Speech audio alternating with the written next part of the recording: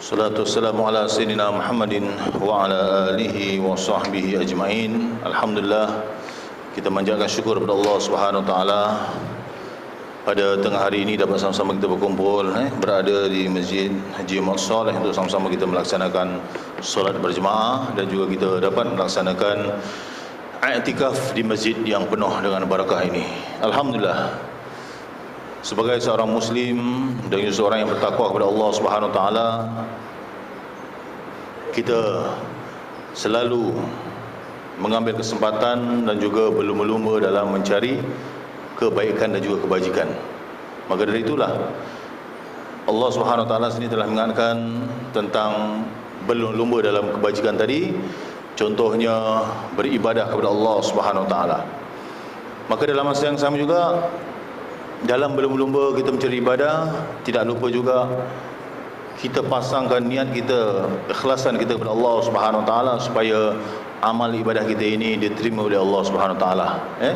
Inilah salah satu perkara yang atau syarat yang paling penting yang perlu kita letakkan dalam amalan-amalan yang kita kerjakan. Kerana apa? Kerana Allah Subhanahu wa taala akan menerima amalan-amalan hamba-Nya selagi mana ia dilakukan dengan ikhlas kepada Allah Subhanahu wa taala, seperti firman Allah Subhanahu wa taala, wa ma umiru illa liya'budullaha mukhlishina lahuddin.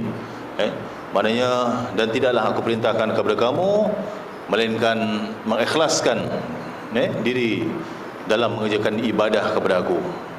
Jadi di sinilah paling pentingnya keikhlasan kita kepada Allah Subhanahu wa taala. Maka marilah kita terapkan juga kepada keluarga kita, anak-anak kita, isteri kita, supaya apa? Supaya kita dan juga keluarga kita ini dapat melaksanakan amalan-amalan ataupun sunnah yang dibawa oleh Rasulullah sallallahu alaihi wasallam. Kita kadang-kadang terlepas pandang dalam mendidik anak-anak tadi. Dalam perkara sekecil-kecil pun kita diajar untuk melakukan yang terbaik dan juga bukan saja yang baik tapi yang terbaik. Contohnya lah akhlak dan adab yang baik. Dan kalau kita lihat anak-anak kita melakukan perkara yang sebaliknya, hendaklah kita tegur dengan cara hikmah dan mau'izah. Contohnya, bila kita melihat anak kita makan dengan tangan kiri, hendaklah kita tegur. Kenapa? Sunnahnya ataupun adab memakan tadi ialah dengan tangan kanan. Itu salah satu. Dan yang kedua, kalau kita lihat masuk rumah tanpa memberi salam, itu juga kita ajarkan kepada anak kita. Ajarkan anak kita memberi salam, kerana salam itu adalah satu doa. Dan apabila kita mulakan dengan salam, bermakna kita mendoakan kepada ahli keluarga kita. Yang kita, dan juga apabila anak-anak kita makan tanpa membaca bismillah, lebih dulu kita juga ingatkan. Ini perkara yang negatif. Tapi dalam perkara yang tersebut kita jangan menyalahkan anak-anak kita. Kita memberi alternatif. Alternatifnya dengan kita mengingatkan. Dan seterusnya, memalingkan muka ketika bertemu dengan orang lain. Jadi kalau kita bertemu dengan kawan kita, saudara kita, sebab itulah kita disuruh untuk memberi senyuman, kerana senyuman itu adalah sedekah. Dan siapa yang memulakan senyuman, siapa yang memulakan salam, maka dialah yang telah menyebarkan ataupun menghidupkan syiar Islam. Ini salah satu daripada sunnah Rasulullah sallallahu alaihi wasallam, dan kita diajar supaya tidak bermasam muka kepada orang lain. Inilah adab-adab ataupun akhlak yang ditunjukkan oleh Rasulullah sallallahu alaihi wasallam dalam kita mengharungi perjalanan hidup bersama masyarakat, dan juga kehidupan kita mudah-mudahan diberkati oleh Allah Subhanahu wa taala. Dan kita juga mengajar kepada anak-anak kita supaya tidak menceritakan keburukan kepada orang lain. Jadi ibu bapa bila menanamkan perkara buruk pada anaknya, hendaklah sentiasa mengajar bertaubat dari perbuatan yang buruk itu dan melakukan usaha-usaha sebagai berikutlah. Salah satunya kalau kita lihat, menyuruh anak kita menghentikan perkara buruk kalau kita nampak perbuatan atau perkara tadi tidak sesuai. Kerana apa? Kerana ia boleh menyebabkan ataupun boleh mengakibatkan anak tadi akan terlanjur dalam melakukan perbuatan-perbuatan yang buruk tadi. Dan kita cuba berusaha untuk memperbaiki akhlak buruk tadi atau akhlak buruk anak tadi dengan mengajar melakukan akhlak Islam yang telah diajarkan oleh Rasulullah sallallahu alaihi wasallam. Ini dia salah satu daripada perkara yang perlu kita tanamkan dalam kehidupan anak-anak kita. Seterusnya, kita sebagai bapa kena tunjukkan sikap yang baiklah. Ialah kalau kita cakap tentang masuk toilet, keluar toilet, masuk masjid, semua ada adab-adabnya. Dan jangan lupa kita sebagai bapa kena tunjuk contoh, iaitu meminta maaf. Kalau walaupun dengan anak kita, kepada anaknya kerana telah melakukan atau menangkan akhlak yang buruk, ataupun kita marah tanpa sebab, ataupun kita tidak bersikap adil kepada anak-anak kita. Sebab itu kalau ada anak yang contohnya anak tadi anak bongsu, kita utamakan yang bongsu sedangkan kita abaikan anak-anak yang lain, itu juga satu kezaliman. Perlu kita fahami di sini keadilan dalam membentuk anak-anak tadi ialah dengan cara adil, walaupun anak itu anak bongsu, anak sulung, anak tengah dan sebagainya. Inilah yang diajarkan oleh Islam tentang bersikap adil kepada anak-anak tadi. Sebaliknya anak tadi, ia mengetahui bapanya telah ataupun telah mengaku kesilapan dan dosa, kesilapan di atas menanamkan akhlak yang buruk tadi, hendaklah ia berlapang dada. Kadang kesilapan kita dalam mendidik anak agak kesilapan tadi. Jadi bila anak-anak belum dah besar, kita jangan menyalahkan ibu bapa. Mungkin ibu bapa tadi dalam keadaan jahil ataupun tidak mengetahui. Jadi dengan dia bertaubat tadi, mudah-mudahan dibukakan hatinya. Anak tadi mesti bersikap berlapang dada. Jadi sebab itulah ibu bapa tadi dituntut untuk memahami tanggungjawab secara Islam tentang apa? Sebagaimana kewajipan harus dilakukan kepada anak-anaknya tadi. Sebab itu hal ini kalau kita lihat dimasukkan supaya bapa tidak melanggar hak-hak anak. Apa dia hak-hak anak? Memberikan kasih sayang, memberikan pendidikan agama dan juga hal-hal yang berkaitan tentang kehidupan yang telah ditetapkan Islam, sehingga ibu bapa tadi terhindar dari perbuatan derhaka kepada anak tadilah. Sebagai Muslim, tentu kita tidak ingin kelak di akhirat nanti menerima siksa kerana kita telah ataupun tidak melakukan apa yang telah diperintahkan oleh Allah Subhanahu Wa Taala.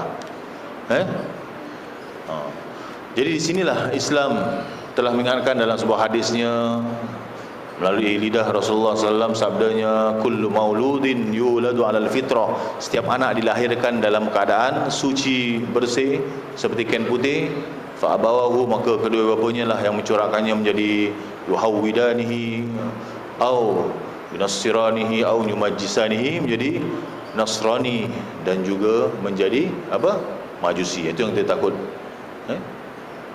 Jadi mengapa ketakutan kita hingga menjadi itu? Sebenarnya ditakuti mereka mengikut jejak langkah ataupun mengikut apa yang dilakukan oleh orang-orang kafir tadi.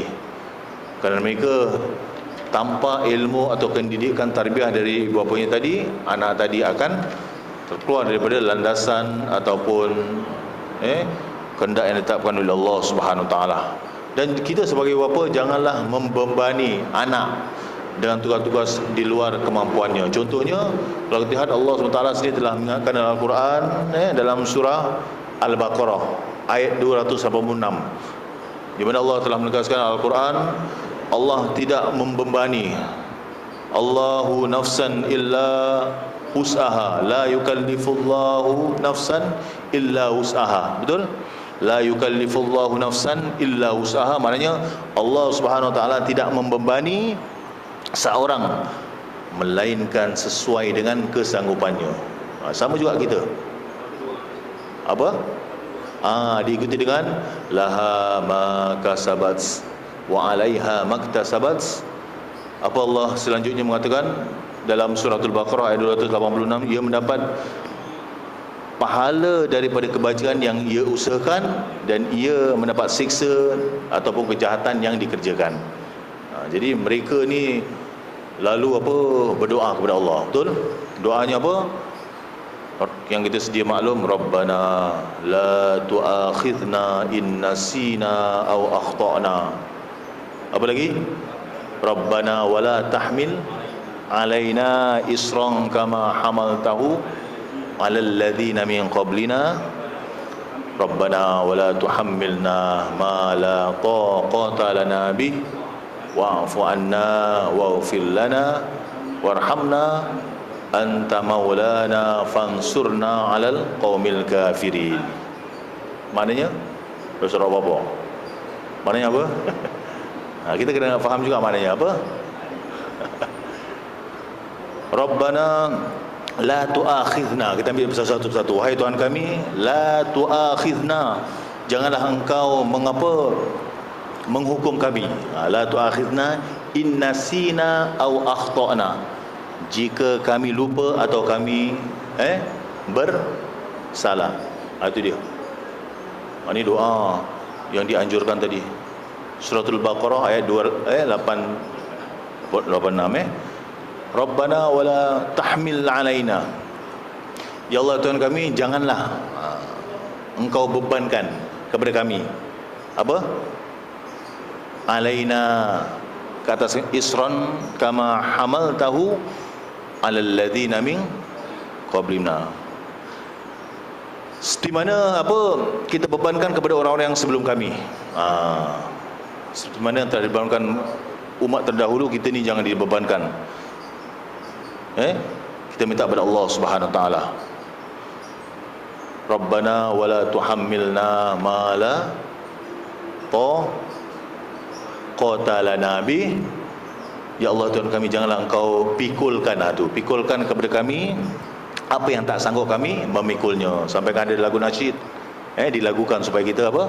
Memahami. Jadi sama juga kalau Allah Subhanahu wa taala tidak mahu kita memikul, yang kita tidak sanggup, tak mampu untuk memikul, apatah lagi anak-anak kita ataupun kita sendiri. Maka disitulah Allah SWT menyuruh kepada kita, wa'fu anna, maka maafkanlah kami, waghfir lana, kami juga mohon ampun kepada Engkau ya Allah, warhamna, dan rahmatilah kami, anta maulana, Engkaulah penolong kami, fansurna 'alal qaumil kafirin, maka tolonglah kami terhadap orang-orang ataupun kaum yang kafir. Inilah doa yang kita kalau boleh kita panjatkan bersama, dan dalam masa yang sama kita juga fahami apa yang kita berdoakan. Jadi kalau biasa kita baca tahlil, tahu tak apa jadi. Jadi kemampuan anak ni kalau kita lihat ialah kesanggupan anak yang apa, meliputi kesanggupan badaniah lah, badaniannya, rohaniannya, dan juga pengetahuannya. Sebab itu kita kena didik mereka. Kalau kita tak serapkan ilmu ke dalam mereka, kita tidak memberikan kuatan membaca Al-Quran contohnya, berikan mereka motivasi, semangat, tabah dalam menghadapi ujian, lagi apa, mempunyai jati diri yang kuat, jangan putus asa, betul? Dari rahmat Allah, kita jangan suuzon, jangan jahat sangka kepada manusia. Walaupun kita tahu yang dia ni memang apa, mengata kita, tapi kita kena baik sangka. Inilah yang ditunjukkan oleh Rasulullah SAW dalam peperangan apa, Fathul Makkah ataupun pembentukan kota Mekah. Bila Rasulullah dapat menakluki kota Mekah, Rasulullah tidak membalas dengan kejahatan. Walaupun dahulu kita lihat kaum Quraisy kufar ni, yang mereka telah apa, berdung-berdung masuk Islam, Rasulullah tidak membalas dengan kejahatan. Dan akhirnya bila melihat akhlak Rasulullah, mereka terpegun dan mereka tertarik dengan agama Islam. Itu dia. Dan kalau kita lihat, anak juga hanya mempunyai kemampuan untuk berkomunikasi dengan lingkungan keluarga saja. Sebab itu kita kena rapat dengan mereka, jangan kita abaikan mereka. Kadang-kadang kalau kita kurang perhatian dalam rumah tangga, akhirnya mereka akan mendapatkan kasih sayang dari luar. Itu yang bahaya. Kalau kasih sayang yang betul tak apa, kalau tak betul pun anak tadi akan menjadi rusak, dan kita lihat ia tidak dapat dilepas sendiri untuk berhadapan dengan orang ramai. Jadi jati diri itu penting. Jadi anak sebenarnya itu tidak dapat dipaksa untuk dilepas bergaul kerana ditakuti dia senang dipengaruhi, ataupun boleh dikatakan akan menjadi anak yang tidak mendapat anak yang soleh tadi. Betul. Jadi firman Allah di atas tadi menerangkan bahawa Allah tidak pernah memberikan beban kepada manusia melebihi batas kemampuannya. Jadi pada ayat yang saya baca tadi, la yukallifullahu nafsan illa wus'aha laha ma kasabat wa 'alaiha maktasabat. Pada ayat ini ditegaskan seseorang tidak boleh diberi beban melebihi kemampuannya. Jadi hal ini membuat beberapa pengertian. Yang pertama, orang tidak dipaksa melakukan sesuatu di luar kemampuannya. Jadi bila seorang tadi melakukan sesuatu kesalahan kerana tidak berusaha semaksimal mungkin, maka ia boleh dikenakan hukuman. Contohnya lah, jadi ucapan yang seperti ini, ya Tuhan kami, janganlah Engkau menghukum kami kalau kita tidak mampu tadi, jika kami lupa atau kami bersalah. Memberi syarat terhadap pengertian ini bahawa kita ini kalau tidak mampu, sebab itu sedia upaya kita. Sebab itu kalau kita dalam melakukan sembahyang tadi, kita tak boleh sembahyang berdiri. Boleh, dalam Islam boleh sembahyang duduk. Betul? Tak boleh sembahyang duduk. Sembahyang apa je? Berbaring. Tak boleh juga melintang. Tak boleh juga. Kadang kita dalam keadaan sakit uzur. Akhirnya sembahyang kelip mata. Tak boleh juga sekelip mata hati sembahyang. Penghabisan? Inna lillahi wa inna ilaihi raji'un. Dah matilah, dah mati, dah tak ada ni, dah tak ada apa hukum lagi untuk kita menjalankan sembahyang. Tadi kita sembahyang, bila kita mati kita disembayangkan. Transaction katanya. Jadi kita kena siapkan diri kita. Jadi apabila terjadi pemaksaan terhadap seorang tadi, maka hal ini boleh atau bisa merupakan pelanggaran bagi yang maksa, ataupun boleh juga merupakan hukuman bagi yang melanggarnya. Kita maksa orang, dia tak boleh buat, dia boleh angkat 20 kg tapi dia suruh angkat 50 kg pula. Mana boleh? Ikutlah kemampuan badan. Macam badan je saya tengok 50 kg senang-senang, tapi pun belucu belum tahu. Saya pun nampak saya besar tapi belum tahu. Jadi ikut kemampuan seorang tadi. Jadi Allah SWT telah, janganlah engkau bebankan kepada kami ya Allah bebanan yang berat sebagaimana engkau telah bebankan kepada orang-orang yang sebelum kami. Jadi bapa yang membebani anaknya melakukan sesuatu di luar kemampuan yang boleh dilakukan, berarti telah berbuat derhaka kepada anaknya tadi. Contohnya kes bapa membebankan tugas di luar kemampuan anaknya, dapat dijelaskan kalau kita lihat macam-macam. Jadi itulah kita mohon kepada Allah Subhanahu Wa Taala supaya hidup kita ini diberikan kefahaman, supaya tidak membebankan keluarga dan juga orang lain. Kenapa? Ibu bapa yang menghendaki anaknya mahir dalam bidang sains, contohnya matematik, ia memaksa anaknya untuk mencapai suatu mata pelajaran hingga anaknya tak mampu. Akhirnya apa? Dia dapati akan membebankan anaknya tadi. Inilah salah satu daripada perkara-perkara yang perlu kita tanamkan dalam kehidupan kita, supaya kita ni Allah telah menyatakan agar setiap orang hendaknya berbuat sesuai bakat dan kemampuannya, seperti firman Allah Subhanahu Wa Taala, kul kullu ya'malu ala syakilati farabbukum a'lamu biman huwa ahda sabila. Dalam surah Al-Isra ayat ke-84, yang mana Allah SWT mengatakan, katakanlah tiap-tiap orang berbuat menurut keadaan masing-masing, maka Tuhanmu lebih mengetahui siapa yang lebih benar jalannya. Jadi kita buat yang terbaik, tetapi terbaik tadi kita mengikut kemampuan kita, insya-Allah.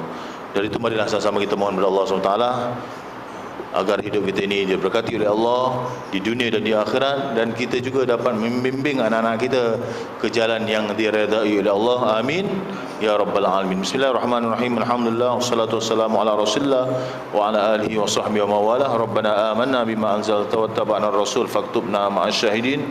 Rabbana atina fid dunya hasanah wa fil akhirati hasanah wa qina adzabannar. Sallallahu wasallam ala sayyidina Muhammad walhamdulillahi rabbil alamin. Taqabbalallahu minna wa minkum.